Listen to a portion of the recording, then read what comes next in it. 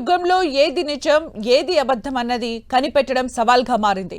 నిన్న మొన్నటి వరకు ఏ ఎఫెక్ట్ తో సెలబ్రిటీలు ఇబ్బంది పడగా తాజాగా ఈ గాలి కాస్త ఇప్పుడు వార్పై మళ్ళింది. ఏ వీడియోలతో ప్రజల్ని పిచ్చోళ్లను చేస్తున్నారన్న అనుమానాలు వ్యక్తమవుతున్నాయి. 3 వారాలుగా వార్ కంటిన్యూ అవుతూనే ఉంది. అయితే యుద్ధం ప్రారంభమైనప్పటి నుంచి సోషల్ మీడియాలో వస్తున్న వీడియోల్లో ఏది నిజం ఏది అబద్ధం అన్నది మాత్రం క్లారిటీ రావడం లేదు.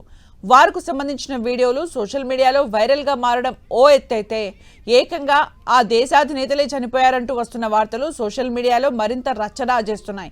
తాము చేసిన దాడిలో ఇరాన్ కొత్త సుప్రీం లీడర్ మోస్తబా ఖమేనీ చనిపోయాడని ఇజ్రాయెల్ చెబుతోంది. అదే సమయంలో ఇరాన్ చేసిన దాడిలో ఇజ్రాయెల్ ప్రధాని నెతన్యాహు కూడా చనిపోయాడని ఇరాన్ అంటోంది. ఇంతకీ ఈ ఇద్దరు నేతలు చనిపోయారు ఉంటే ఎక్కడున్నారు? ఇంతవరకు ప్రజల ముందుకు ఎందుకు రాలేదు? ఇదే ఇప్పుడు అందరినీ ఆలోచింపజేస్తున్న ప్రశ్న. Iran supreme leader Mojtaba Khamenei, Israel ప్రధాని నెతన్యాహు ఉనికిపై ఎన్నో సందేహాలు వ్యక్తమవుతున్నాయి. ఎందుకంటే వారు ప్రారంభమైనప్పటి నుంచి కూడా ఈ ఇద్దరు నేతలు బహిరంగంగా ఎక్కడా కనిపించలేదు, పబ్లిక్గా ఎలాంటి స్టేట్మెంట్ ఇవ్వలేదు. దీంతో ఈ ఊహాగానాలు మరింత జోరందుకున్నాయి. ఇదిలా ఉంటే వార్లో ఇజ్రాయెల్కి తోడుగా ఉన్న అమెరికా ఓ అడుగు ముందుకేసి ఇరాన్ కొత్త లీడర్ మోస్తబా ఖమేనీ చనిపోలేదు, బతికే ఉన్నారు, కానీ ఆయనకు తీవ్ర గాయాలయ్యాయంటూ కామెంట్స్ చేశారు. దీంతో అసలు దాడి జరిగింది నిజమేనా, ఖమేనీ ఉన్నారా లేరా అన్నది సస్పెన్స్గా మారింది. ఇక తమ దాడులో ఇజ్రాయెల్ ప్రధాని చనిపోయారంటూ ఇరాన్ చెబుతోంది. నెతన్యాహు ఉన్న రక్షణ కేంద్రాన్ని టార్గెట్ చేసి తాము దాడి చేశామని, ఈ దాడిలో రక్షణ కేంద్రం పూర్తిగా ధ్వంసమవ్వగా నెతన్యాహు చనిపోయాడని ఇరాన్కు చెందిన ఓ ప్రముఖ న్యూస్ ఏజెన్సీ చెబుతోంది. ఈ మీడియా కథనాలకు తగినట్లుగానే యుద్ధం ప్రారంభమైనప్పటి నుంచి కూడా అటు నెతన్యాహు కానీ ఇటు మోస్తబా ఖమేనీ కానీ ఎక్కడా బహిరంగంగా కనిపించలేదు. యుద్ధం ప్రారంభమైన రోజు ఇజ్రాయెల్ సైన్యాన్ని అభినందిస్తూ నెతన్యాహు ఓ వీడియో రిలీజ్ చేశారు. ఆ తర్వాత మరోసారి మార్చి 7న మరో వీడియో రిలీజ్ చేశారు. అయితే అలా విడుదల చేసిన 2 వీడియోలు కూడా నకిలీవే అని అనుమానాలు వ్యక్తం చేస్తున్నారు పలువురు. తాజాగా జూమ్ ద్వారా నెతన్యాహు మీడియాతో మాట్లాడిన వీడియో కూడా ఏఐతో జనరేట్ చేసిన వీడియోనే అంటూ అనుమానాలు వ్యక్తమవుతున్నాయి. ఎందుకంటే అందులో విలేకరులు ప్రశ్నిస్తుండగా నెతన్యాహు మాత్రం సమాధానాలు ఇవ్వడం లేదు. దీంతో ఏఐ జనరేటెడ్ వీడియోనే అనడానికి మరిన్ని ఆధారాలు చిక్కినట్లు అయింది.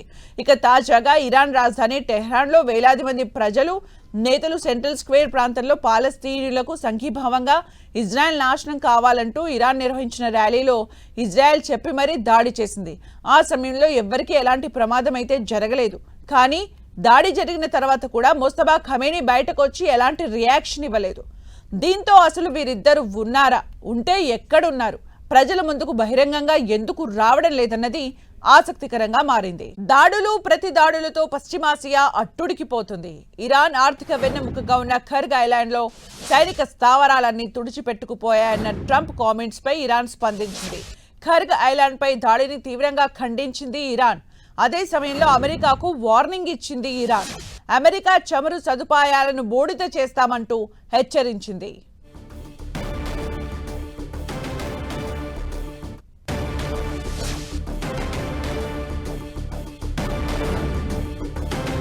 ఇరాన్ ఇజ్రాయెల్ అమెరికా యుద్ధం 3వ వారానికి చేరింది. ఫిబ్రవరి 28న అమెరికా ఇజ్రాయెల్ దేశాలు కలిసి ప్రారంభించిన ఈ యుద్ధం ఇవాల్టికి 15 రోజులు అవుతోంది.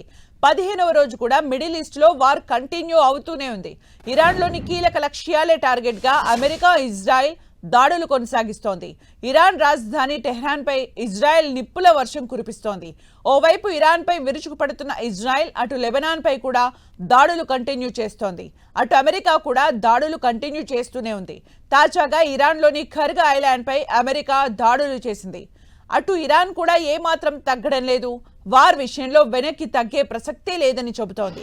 దీంతో ఇజ్రాయెల్ అమెరికాలపై ప్రతీకార దాడులు చేస్తోంది. ఇరాన్ ఓవైపు ఇజ్రాయెల్ గల్ఫ్ కంట్రీస్లో ఉన్న యుఎస్ ఎయిర్ బేస్లపై దాడులు చేస్తోంది. తాజాగా సౌదీ అరేబియాలోని అమెరికా ఎయిర్ బేస్ పై దాడి చేసింది ఇరాన్. ఈ దాడిలో అమెరికాకు చెందిన పలు విమానాలు ధ్వంసమైనట్లు సమాచారం.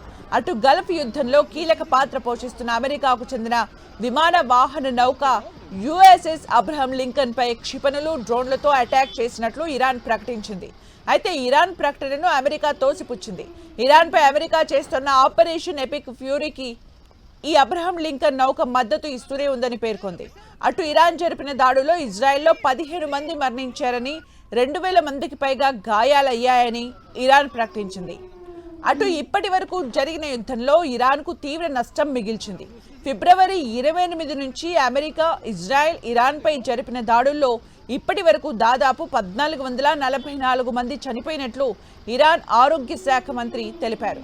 అటు 18,551 మంది తీవ్రంగా గాయపడ్డారని చెబుతున్నారు. అటు మృతుల్లో 200 మంది మహిళలు, 168 మంది చిన్నారులు, 55 మంది హెల్త్ కేర్ వర్కర్లు ఉన్నట్లు ఇరాన్ హెల్త్ మినిస్టర్ తెలిపారు.